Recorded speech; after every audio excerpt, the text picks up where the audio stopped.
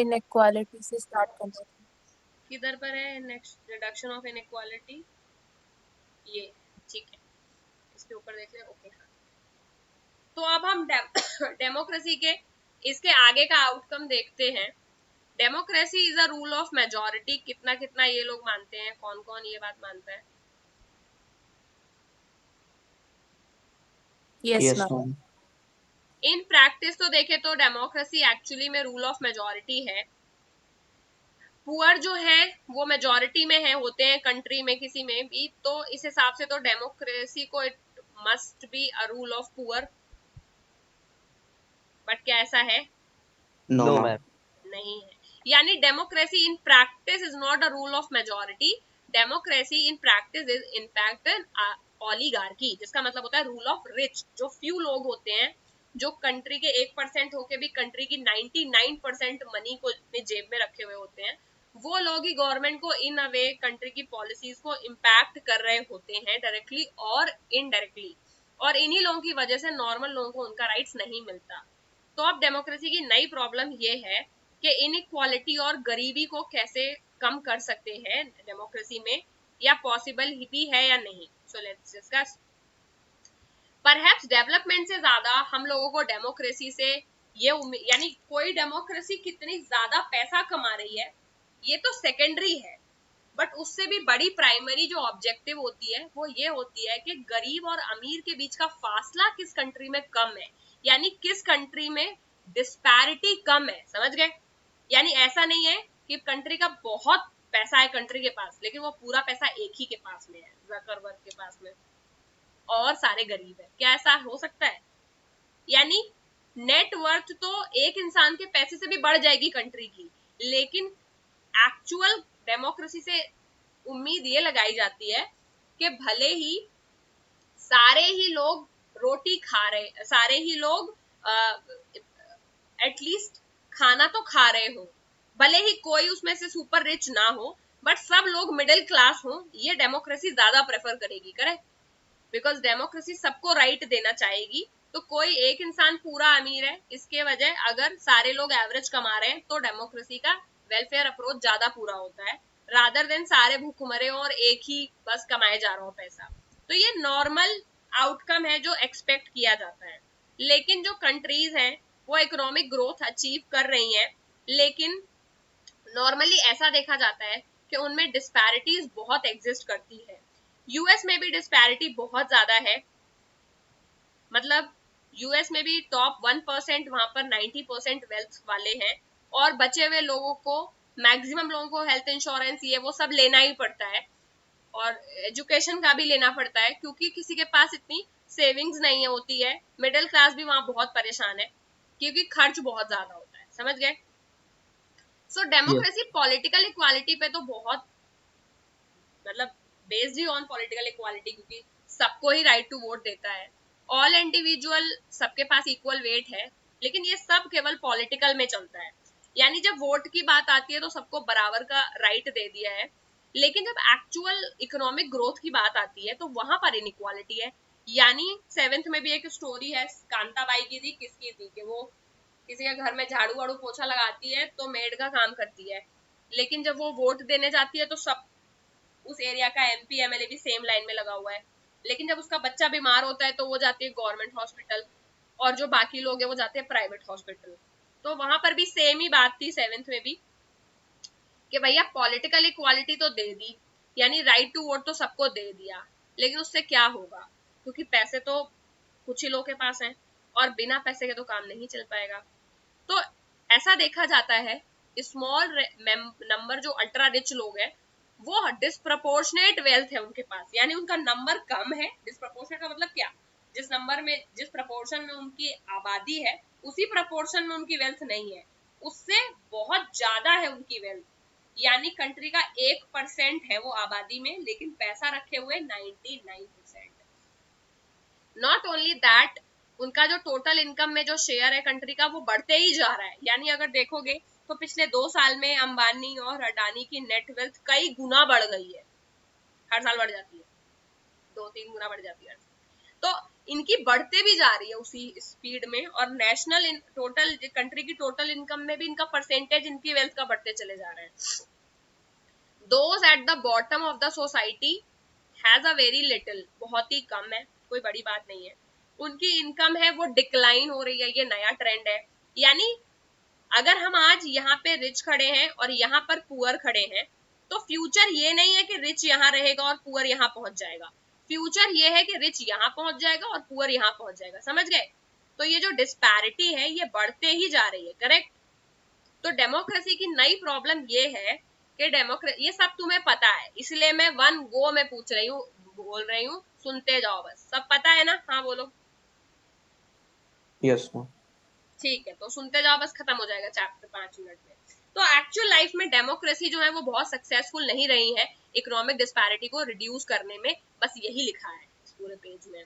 कि अगर तुमसे कोई पूछे कि इकोनॉमिक इक्वालिटी कैसे हम, डेमोक्रेसी में क्या रिजल्ट है, क्या करती है डेमोक्रेसी, तो ये है कि पर्पस तो डेमोक्रेसी का ये है कि इकोनॉमिक इक्वालिटी को कम किया जाए, लेकिन रियलिटी में पॉलिटिकल इक्वालिटी देने के बाद में भी इकोनॉमिक इक्वालिटी नहीं आ पाती है, क्योंकि उतनी अपॉर्चुनिटीज गरीबों को नहीं मिल रही है जितनी अपॉर्चुनिटीज अमीरों को मिल रही है। और यही रीजन है कि गरीबों को फ्री एजुकेशन, फ्री राशन और फ्री वर्क दिया जा रहा है, सो दैट वो उसका यूज करें और बढ़े और इकोनॉमिकली साउंड हो जाए, अमीर हो जाए और डिस्पैरिटी कम हो जाए। और यही रीजन है कि इकोनॉमिकली वीकर सेक्शन को भी रिजर्वेशन अब दिया जा रहा है, करेक्ट? Yes ma'am. ओके, बस ठीक है। ये है 50% पूरी कंट्री का, और इनके पास है इतना, और ये है 2% जिनके पास है इतना। समझ गए पिज्जा का? मैम बाकी क्वेश्चन ये है कि बाकी 48%। 48 कहाँ है? Yes ma'am. बाकी 48 मिडिल क्लास है, ये इन्हीं के आसपास कहीं बैठी हुई है जो टैक्स दे दे के मर रही है, ये तो गरीब है, क्या कहते हो?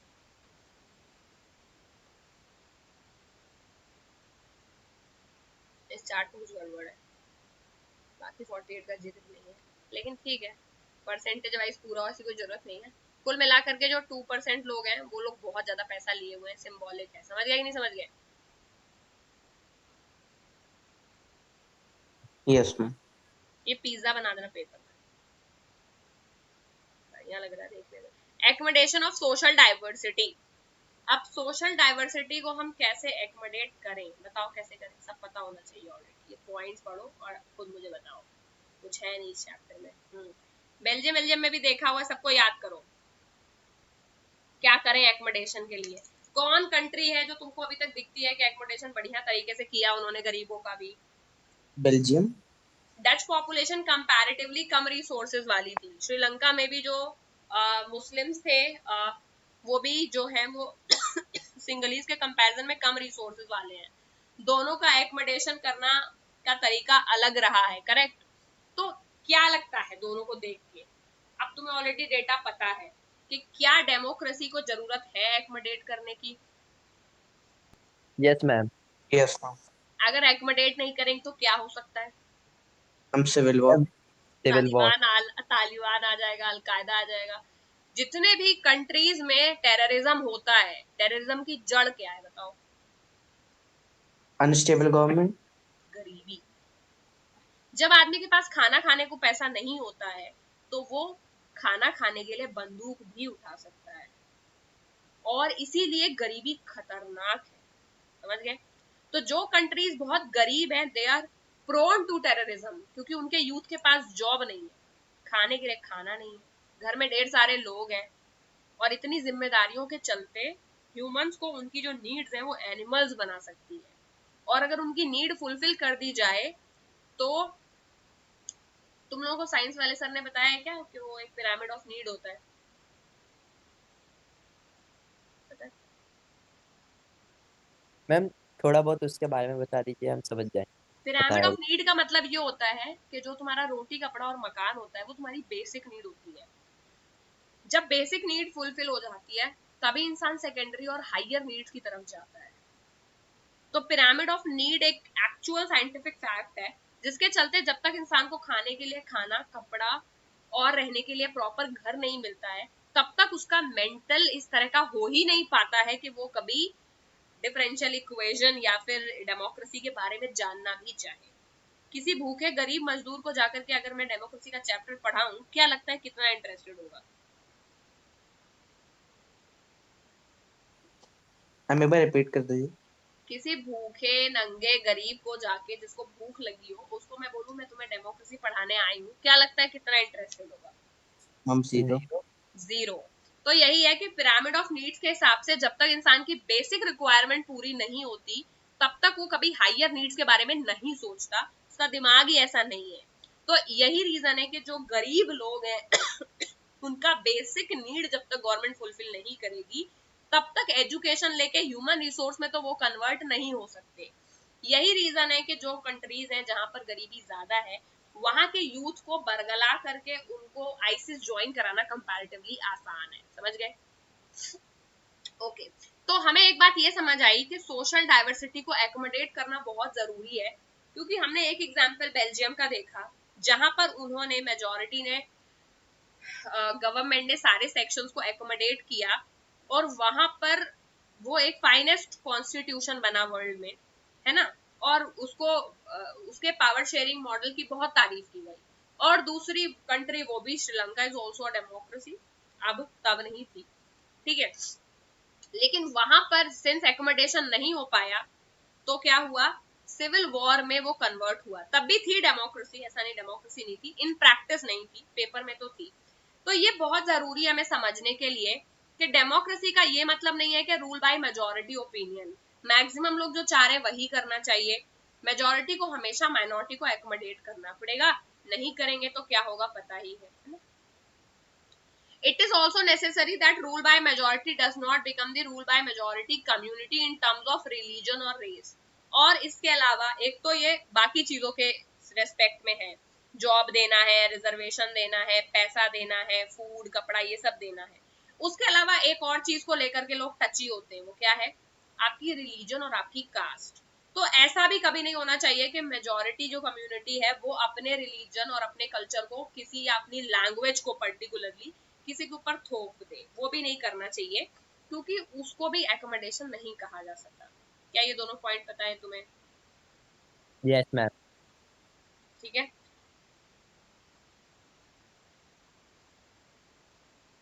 यस। ये सब मुझे नहीं पता, मैं ये करती हूँ पहला और दूसरा। चलो कर ही लेते हैं। इसमें क्या शो करता है एनिमीज और ग्रीटिंग को? Two images depict two different kinds of effects democracy politics can have on social division। ये तो शायद अलगाव की बात कर रहे हैं, डिवीजन की बात कर रहे हैं, है ना? क्योंकि इसमें ये सारा पूरा एक ही रंग है ना? तो ऐसा लग रहा है कि एक मेजोरिटी कल्चर की वजह से बंटवारा हो रहा है और दूसरे में ये ब्लैक और व्हाइट एकोमोडेट हो रहे हैं। इसका मतलब ये कि एकोमोडेशन करने से बढ़िया रहेगा सब कुछ। क्या कहते हो? मैम ये दूसरा वाला साउथ अफ्रीका का होगा ना? दूसरा वाला साउथ अफ्रीका, हाँ साउथ अफ्रीका कह सकते हो, साउथ अफ्रीका है। और ये क्या श्रीलंका है? इधर तो ब्लैक एंड व्हाइट हो गया, लेकिन ये तो जीन्स का कपड़ा है। मतलब ये शो करता है डाइवर्सिटी को एकोमोडेट करना और ये करता है ना करना। बेल्जियम, साउथ अफ्रीका कुछ भी ले सकते हो, ठीक है। Yes ma'am. Dignity and freedom of citizen, ये भी बताइए, बताओ क्या डेमोक्रेसी डिग्निटी और फ्रीडम ऑफ सिटीजन को के लिए एज अ कॉन्सेप्ट काम करती है? यस मैम ये काम करता है। कैसे? मैम हमें 7 फंडामेंटल राइट्स दिए हैं, हमें कोई एक्सप्लॉइट नहीं कर सकता, कोई भी नहीं हो सकता प्रॉब्लम। करेक्ट। तो पहली चीज तो ये है कि डिग्निटी और फ्रीडम ऑफ सिटीजन्स जो है ये अचीव तो किया गया है, ये बात अलग है कि वेरियस डिग्रीज में किया गया है, किसी के यहाँ ज्यादा किसी के यहाँ कम, है ना? सोसाइटीज जहां पर बहुत ज्यादा सबऑर्डिनेशन होता चला आया है, जैसे अपनी खुद की है जिसमें बहुत लंबे टाइम से वर्णा सिस्टम चल रहा है, ब्राह्मण क्षत्रिय वैश्य शूद्र वाला, तो वहां पर ये सिंपल नहीं, इतना आसान हमारे लिए आज तक नहीं हो पाया है कि हम सबको इक्वल ट्रीट करें। आज भी गांव में कुछ लोग हैं जिन्हें आगे पीछे ट्रीट किया जाता है, यानी जो कास्ट में छोटे माने जाते हैं उन्हें अभी भी लोग अपने घरों पर नहीं बैठाते, अभी भी उन्हें वेलकम नहीं करते, करेक्ट। तो जो सोसाइटीज पहले से बहुत डाइवर्स है, जहां पर ये होता ही आ रहा है, वहां पर दिक्कत है, लेकिन मोस्टली हमने देखा है कि अचीव करती है डेमोक्रेसी, क्योंकि डेमोक्रेसी का बेसिक फीचर ही इक्वालिटी और इक्वल वर्थ और डिग्निटी पर बेस्ड है। वीमेन की भी अगर बात करें तो हिस्टोरिकली सारी सोसाइटीज मेल डोमिनेटेड रही हैं। फ्रेंच रेवोल्यूशन, रशियन, कोई भी देखो, वीमेन का तो स्ट्रगल अलग ही चल रहा है। एक तो नॉर्मल स्ट्रगल में भी अमीर गरीब लड़ रहे हैं, लेकिन वीमेन का साइड स्ट्रगल चल रहा है। वीमेन को रिकॉग्नाइज ही नहीं कर रहा है कोई कि ये एक्टिव सिटीजन है, सब पैसे भी मान के चल रहे हैं। तो सारी की सारी सोसाइटीज में ये सब इसलिए हो रहा था क्योंकि डेमोक्रेसी थी ही नहीं कहीं पर जहां पर जेंडर के बेसिस पर आपको इक्वल ना माना जाए, मतलब आपको इक्वल माना जाए, जेंडर का बेसिस ना माना जाए। डेमोक्रेसी एक ऐसा इन प्रिंसिपल सिस्टम है जिसमें कि आपकी रेस, आपका जेंडर, आपका प्लेस ऑफ बर्थ, रिलीजन ये कुछ मैटर नहीं करता है, इंसान है, ह्यूमैनिज्म कोर है, तो एक इंसान को बराबर मानते हैं। तो जब ये सिस्टम आया तभी वीमेन को भी मिल पाया, समझ गए, वरना तब तक सारी ही सोसाइटीज में जिनमें मोनार्की थी, प्रिंसिपली वीमेन को अनइक्वल ही ट्रीट किया जाता रहा है, करेक्ट।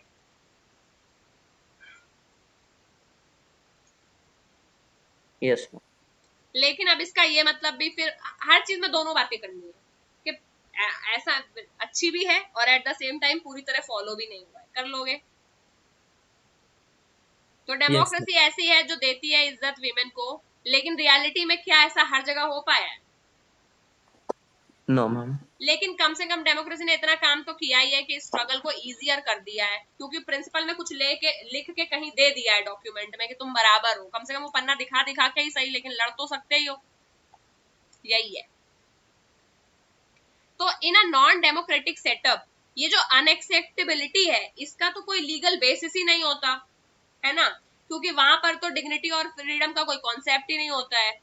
लेकिन डेमोक्रेसी में भले ही वीमेन को बराबर राइट ना हो, but in principle right given है on writing, so they can fight. तो सेम कास्ट इनइक्वालिटीज के साथ में है सेम प्रॉब्लम जो वीमेन वाले में है कि डेमोक्रेसी जो इंडिया में है उसने जो डिसएडवांटेज और जो डिस्क्रिमिनेटेड कास्ट रही है पुराने टाइम में, शूद्राज वाली, उनको एक इक्वल स्टेटस दे दिया है, क्योंकि वो उन्होंने कहाँ दिया है, कॉन्स्टिट्यूशन में लिख के दे दिया है। तो भले ही सोसाइटी में लोग उनको ऊपर नीचे अछूत या पॉल्यूटेड मानते होंगे, लेकिन कॉन्स्टिट्यूशन में सिंस इट्स रिटन के सब बराबर है, तो उनकी हालत में कुछ तो सुधार आया ही है, और पूरा आया नहीं है, क्योंकि ये बिहेवियरल चेंज से आएगा। जब तक आप दिल से किसी को एक्सेप्ट नहीं करोगे वो हमारे बराबर है, तो लॉ में लिखने से नहीं होगा। एट मैक्स यही कर सकते हैं कि मारोगे नहीं, क्योंकि मारोगे तो जेल हो जाएगी, क्योंकि वो कानून में लिखा है, समझ गए। तो there is a middle ground in democracy. तो डेमोक्रेसी ने जो लोअर कास्ट है और जो वीमेन है उन दोनों को ही रिटन में राइट दे दिया है, लेकिन सोशली एक्सेप्टेबल ये अभी नहीं हो पाया है, क्योंकि बहुत सारे लोग अभी भी मेल डोमिनेटेड सोसाइटी प्रेफर कर रहे हैं। बच्चे को फादर का सरनेम मिल रहा है, ये सदियों से सिस्टम चल रहा है और लोग इसमें कंफर्टेबल हैं, तो उसको चेंज करने में बहुत टाइम लग रहा है। लेकिन कम से कम डेमोक्रेसी ने एक बेसिस दिया है जहां पर वीमेन अपने इक्वल राइट्स के लिए लड़ सकती हैं।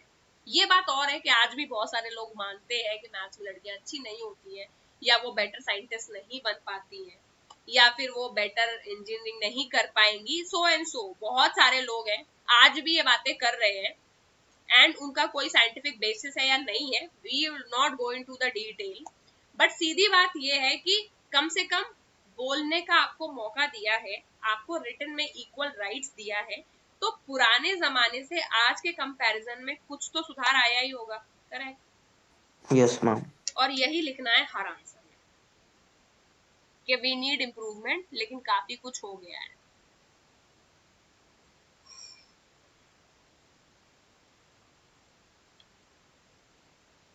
मैम रिजर्वेशन वाला पॉइंट भी शो करना है कि हमने रिजर्वेशन दिए थे माइनर कास्ट ये सबको। हाँ हाँ, इसीलिए ही दिए गए हैं, ये सारे इसीलिए दिए गए हैं सो दैट आपको राइट्स के लिए आप लड़ सको।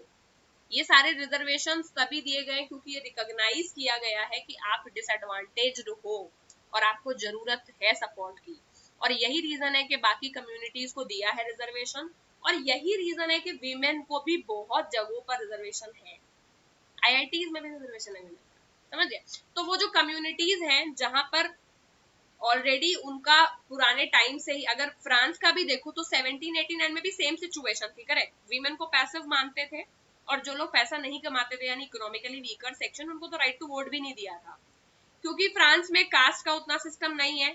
लेकिन अगर जर्मनी की बात करें तो वहां पर हिटलर के समय में तो बाकी कम्युनिटीज छोटी कास्ट को तो उन्होंने जिंदा ही नहीं छोड़ा था, समझ रहे हो। तो ऐसा नहीं केवल इंडिया, जो भी सारी कंट्रीज है वहां पर ऐसा ही होता है कि जिन कम्युनिटीज या कास्ट को वो पीछे मानते हैं उनको मेन स्ट्रीम में राइट्स कभी मिलते नहीं है, और दूसरी बच गई विमेन।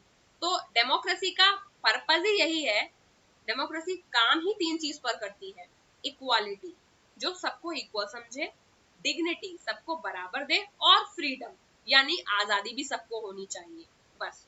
और यही रीजन है कि इसको तीन चीजें देनी पड़ी, सबको इक्वल राइट देना पड़ा, आजादी के चक्कर में सबको राइट टू वोट देना पड़ा, इक्वालिटी के चक्कर में भी सबको राइट टू वोट देना पड़ा, क्योंकि जब सारे बराबर हो गए respective of the gender and caste, तो सबको ही मिल गया right to vote.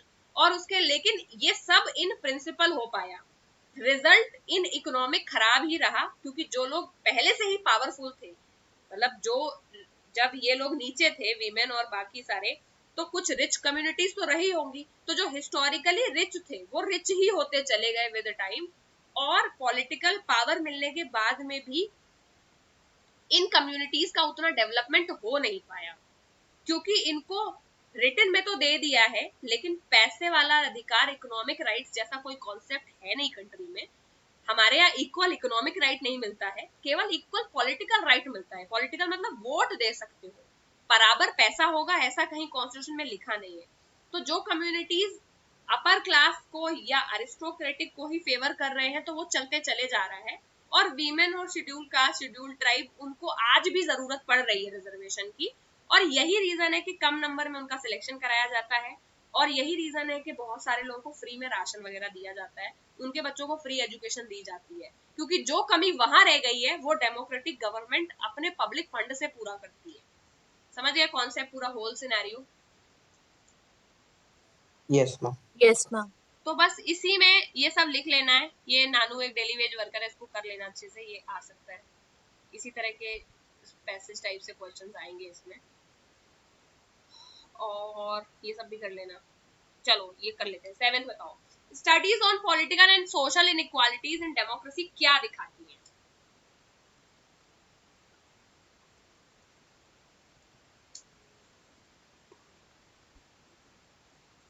Option B. Option B, political और सोशल इनइक्वालिटीज जिस तरह से डेमोक्रेसी में चल रही हैं, वो ये दिखाती है कि आज भी डेमोक्रेसी सोसाइटी में इनइक्वालिटी एग्जिस्ट करती है। ये तो सेंसलेस ऑप्शन है कि डिक्टेटरशिप बेटर है। काउंटर इंट्यूटिव कोई ऑप्शन कभी सही होता नहीं है। डेमोक्रेसी डेवलपमेंट साथ साथ जा सकते हैं ऐसा लिखा नहीं, क्योंकि क्वेश्चन इटसेल्फ नेगेटिव पूछा है कि पॉलिटिकल और सोशल इनइक्वालिटीज है, तो डेमोक्रेसी में क्या है, तो मतलब ये है कि डेमोक्रेसी में इनइक्वालिटी है। किसी को कोई डाउट है? 6, कौन सा ऑड वन आउट है? Option C. ऑप्शन सी, क्योंकि ये तीनों ही डेमोक्रेसी के फीचर हैं, लेकिन डेमोक्रेसी को कभी भी ये इंश्योर करने की जरूरत नहीं है कि मेजोरिटी रूल चलेगा, है ना। डेमोक्रेसी का मतलब तो होता है गवर्नमेंट बाय कंसेंट, सबके मर्जी से चलना चाहिए। 5th,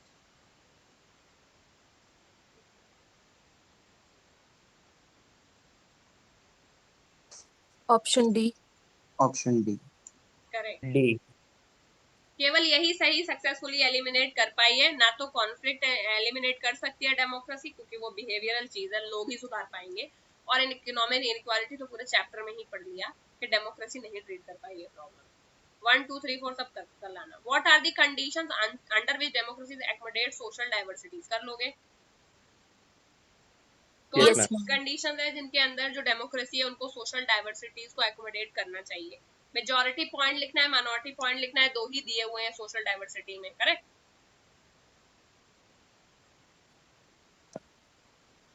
ये रहे, ठीक है।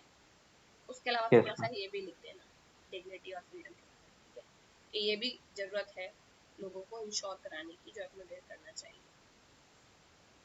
तो ये सारी कंडीशन है जो सोशल डाइवर्सिटीज इस तरह से डेमोक्रेसी एक्नोलेज कर पाती है, हर जेंडर के लोग को कर पाती है, रिलीजन के बेसिस पर भी लोगों को कर पाती है।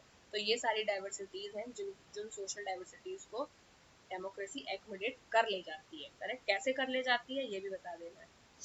How does the democracy produce an accountable, responsive and legitimate government? I think हम कर ही चुके हैं। एक बस 3 वर्ड का मतलब पूछा है। अकाउंटेबल क्यों है? Because people choose it, so they are answerable to our question. Correct? Yes, ma'am. Responsive to our demands है, मतलब अगर डेमोक्रेटिक गवर्नमेंट है तो आप अपने मन की कोई डिमांड्स है, आप कुछ फुलफिल कराना चाहते हो, फार्मर्स वाला प्रोटेस्ट इसमें लिख सकते हो, तो वो आप गवर्नमेंट से करा सकते हो। करेक्ट? Yes, ma'am. तीसरा क्या था? I'm legitimate क्योंकि वो डेमोक्रेटिकली इलेक्टेड है। करेक्ट। लेजिटिमेट इसलिए है क्योंकि वो इलेक्टेड गवर्नमेंट है, लॉ के थ्रू इलेक्ट होके आई है, तो ऑब्वियसली वो लेजिटिमेट भी है। तो एज ब्राउजर अपने आप बंद हो गया है।